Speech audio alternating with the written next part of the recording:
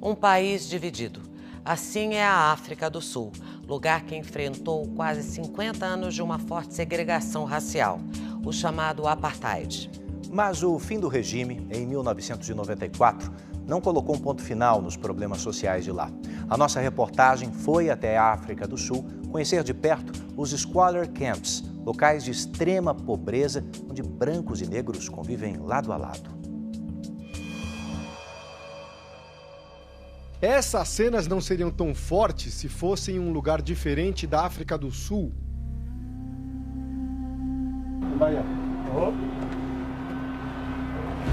País marcado por uma história de segregação racial e perseguições.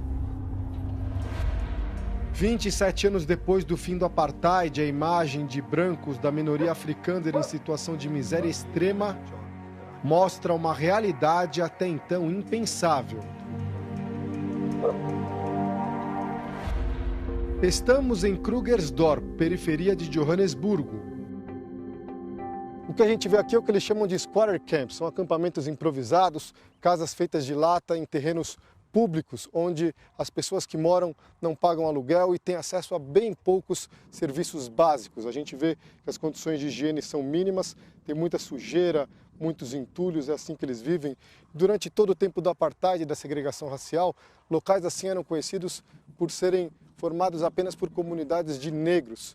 E é essa situação que tem mudado na África do Sul, porque agora famílias brancas também entraram para a pobreza e começam a conviver em locais de extrema dificuldade de vida.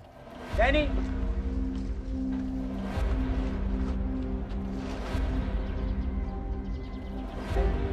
Hugo é líder comunitário.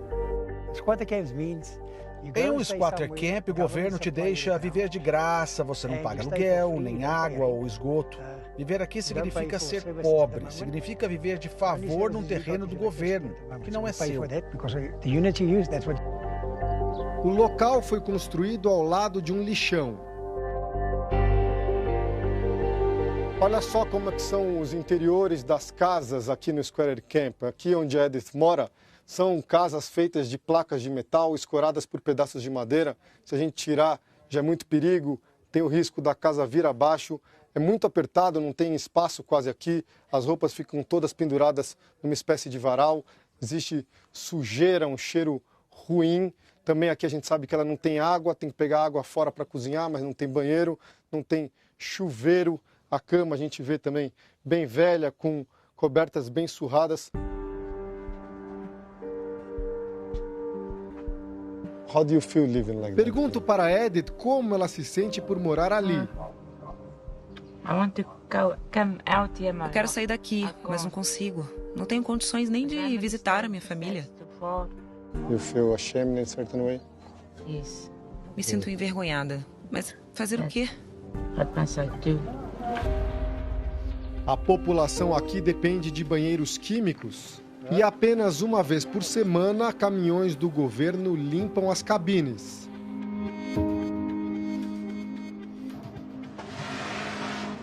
Só nesse campo são mais de 60 famílias de brancos. Aqui também há negros. Já em outras dezenas de campos espalhados pelo país, há apenas brancos. Os filhos de Nikita nasceram na miséria. É difícil viver aqui e ter pessoas te julgando o tempo todo. Mas pelo menos é um teto para eu criar os meus filhos.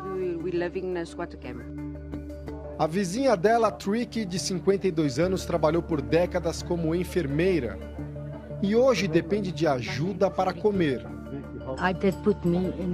Hoje, eu me coloco no lugar dos negros desse país e vejo como a vida deles sempre foi difícil.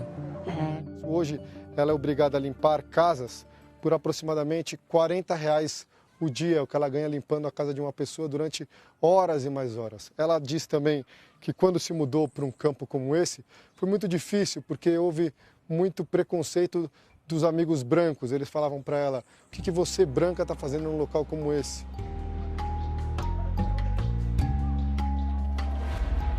Para entender a razão da pobreza branca ser tão impactante nesse país, é preciso voltar na história. Nossa equipe conversou com especialistas. Shaniv Pretórios, da Universidade de Pretória, explica que durante o apartheid o governo resgatava os brancos de qualquer dificuldade. Eram criados programas de emprego porque era inaceitável ter um branco pobre. Apartheid significa literalmente separação na língua local. O regime que começou no país em 1948 privilegiava a minoria branca e deixava a imensa maioria negra e pobre à mercê de leis separatistas. Durante quase 50 anos, os negros não podiam votar, adquirir terras e tinham a circulação pelo país controlada. Depois de passar quase 30 anos preso, o líder popular Nelson Mandela chegou à presidência da África do Sul em 1994, o que colocou um ponto final no apartheid. Nelson Mandela disse certa vez que aqui ver um negro pobre é normal, ninguém se choca. Mas quando se vê um branco pobre, isso se torna uma tragédia, quando na verdade não é uma tragédia, apenas é o que é. Quase 3 décadas depois, perguntamos a Cli, negro, vizinho de brancos miseráveis, como ele encara a situação. Quando eles começaram a chegar, foi difícil aceitá-los, justamente pelo passado. Mas eu não guardo rancor dos brancos, não. Os brancos representam 8% dos 55 milhões de sul-africanos.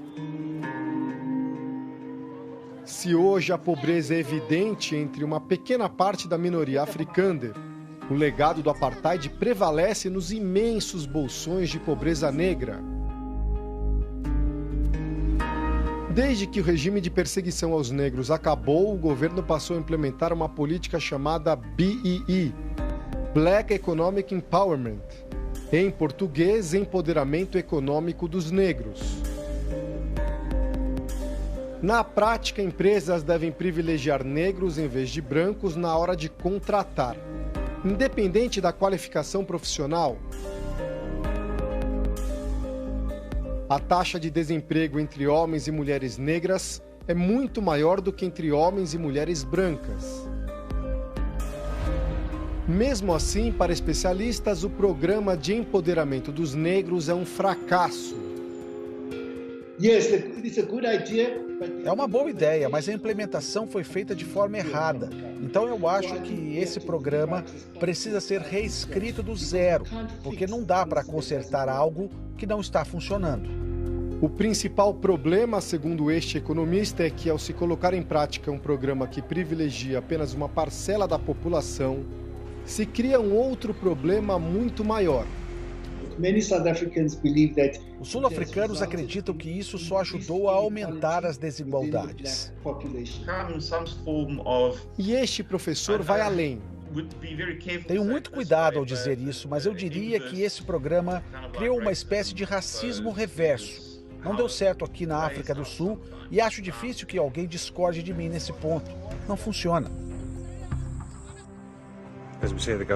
Eu não consigo um emprego por ser branco. Eles estão fazendo um apartheid ao contrário.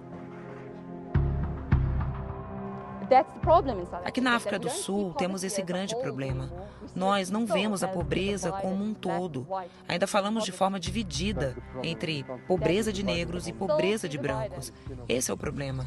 País dividido.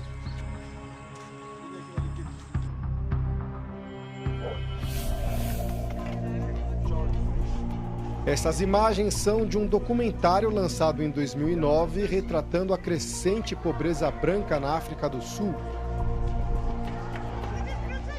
A diretora diz que o problema não é recente, mas ainda choca os sul-africanos, principalmente quando os pobres são brancos. Tem muita pobreza nesse país. E entre os negros ainda é muito maior. Isso não mudou. Fiz um filme sobre a pobreza branca, mas sei bem que pelas ruas a pobreza entre os negros é muito maior e mais extrema. Para ela, que já lançou também um filme sobre a miséria entre os negros do país, A pobreza uniu brancos e negros. Mas entre os brancos ela percebeu algo diferente. Tem uma diferença entre pobreza branca e a negra. A pobreza negra tem, no fundo, uma esperança de que as coisas podem mudar, serem diferentes. Mas a pobreza branca não. Eles simplesmente não têm esperança, nada. Parece que, para eles, a vida nunca vai melhorar. As tensões raciais ainda pulsam na sociedade sul-africana. Visitamos um projeto social que só atende brancos, uma fazenda coletiva para abrigar famílias vulneráveis. Leif, a líder do grupo, explica. A gente resgata essas pessoas que não conseguem emprego. Damos moradia, comida, roupas e as ensinamos novas habilidades, até que elas consigam recomeçar a vida. São 10 famílias que vivem na comunidade.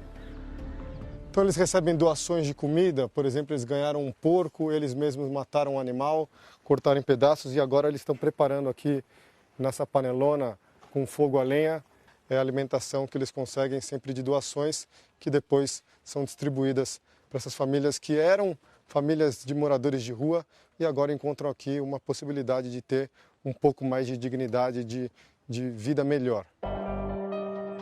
Leif explica que na fazenda eles também criam animais como patos e galinhas e cultivam vegetais. E ela lamenta o que está acontecendo no país.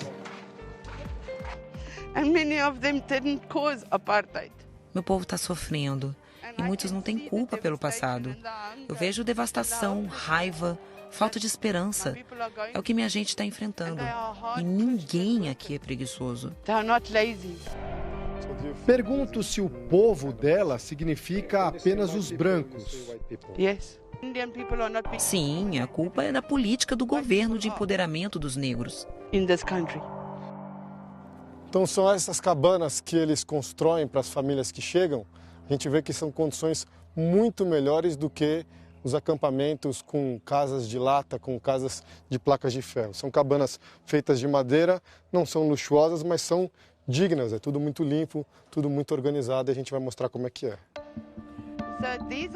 Leif nos mostra orgulhosa o interior da cabana.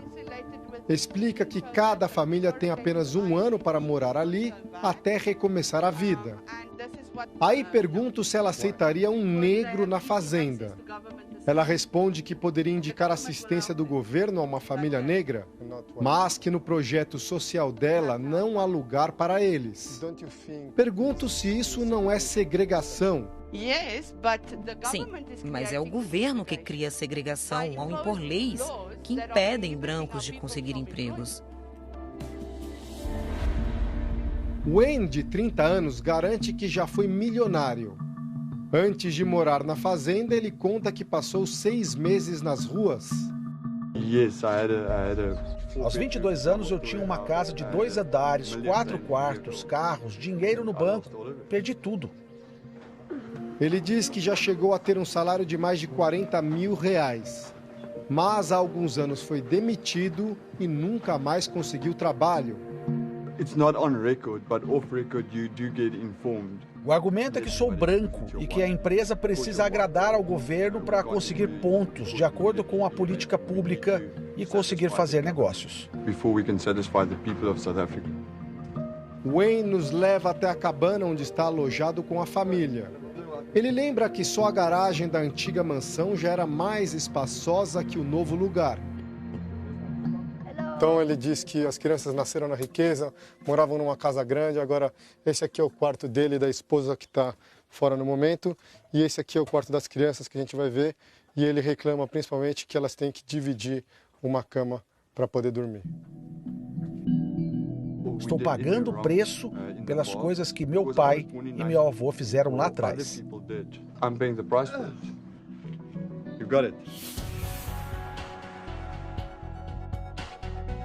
Centro de Johannesburgo. Dezenas de moradores de rua aguardam para tomar um banho nesse trailer com chuveiros móveis. A ação social organizada pela Igreja Universal da África do Sul oferece às pessoas também um kit de higiene pessoal e roupas novas. Sou um novo homem, diz o rapaz que acabou de sair do banho. Ele estranha a presença de um branco entre eles. Curtis, vítima de um AVC, também é morador de rua. Ele só fala Afrikaner, a língua da minoria branca. You understand English? Não. O bispo Marcelo Pires, líder da igreja na África, chegou ao país em 1994. Ele também está surpreso. O que nós estamos vendo aqui é algo que é completamente fora do imaginário. Um branco sentado com um negro, unidos na dor, no desespero. Não, isso é completamente fora da nossa imaginação. O branco jamais precisou mendigar, porque a prioridade do governo era o branco. Hoje a prioridade do governo se tornou o país. E porque o branco está na minoria e o negro está na maioria, o negro continua sofrendo muito. Diante dessa realidade no país, a Igreja Universal estendeu o trabalho de doação de cestas básicas aos campos onde vivem os brancos. Voluntários e pastores pela primeira vez chegam ao local que mostramos no início da reportagem. Eu estou muito acostumado a ir em lugares como esse e até piores do que esse. Mas eu nunca vi pessoas, os brancos, né, vivendo nessa situação. Quem era elitizado desceu, mas desceu muito rápido para o ruim. E quem já estava ruim ficou pior. E agora tem integrantes da Igreja Universal negros. A gente viu a imagem entregando comida para um branco. Isso simbolicamente num país de segregação racial passada também tem um peso muito forte. Isso é revolucionário. Porque no tempo do apartheid, o branco, na sua maioria, não ajudava o negro.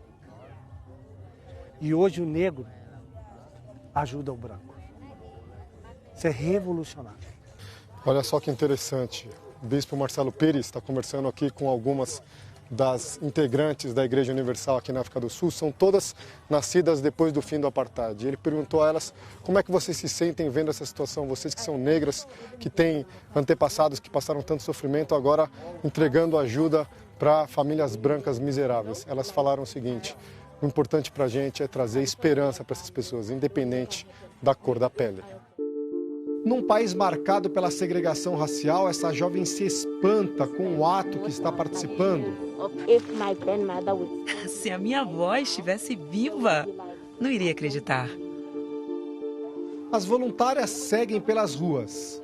Distribuem alimentos, inclusive para brancos que um dia também fizeram parte do apartheid. E a ajuda é bem-vinda. Essas cenas não seriam tão fortes se fossem num lugar diferente da África do Sul.